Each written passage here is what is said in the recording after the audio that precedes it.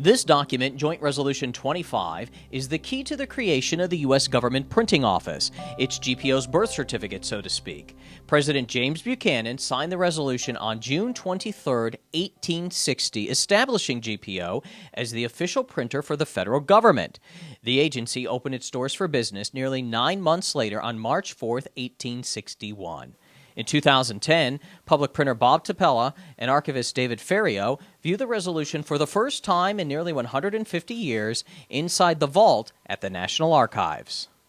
When you look at our humble beginnings back on June 23, 1860, we opened for business on March 4, 1861, the same day Abraham Lincoln was inaugurated as president, and you look at the billion-dollar enterprise that GPO is today, where we're working for all three branches of the government, it sent chills down my spine when you think of our humble beginnings.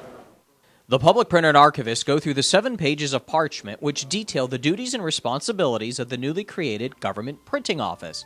Prior to this resolution, Congress used a variety of private printers for congressional printing, and through the years, it was determined the federal government would best be served by creating its own printing office.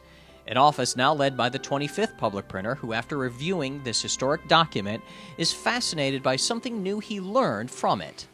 I was surprised that it was hand-lettered as opposed to hand-set type. When I think about the role of the government printing, even before the establishment of the Government Printing Office, you still had a significant amount of hand-set type. I was just surprised that a scribe wrote the joint resolution. The National Archives and Records Administration is the nation's record keeper. NARA preserves some of the country's most valuable records for the public to reference and learn from, such as the Declaration of Independence, the U.S. Constitution, and joint resolutions such as the one which created GPO.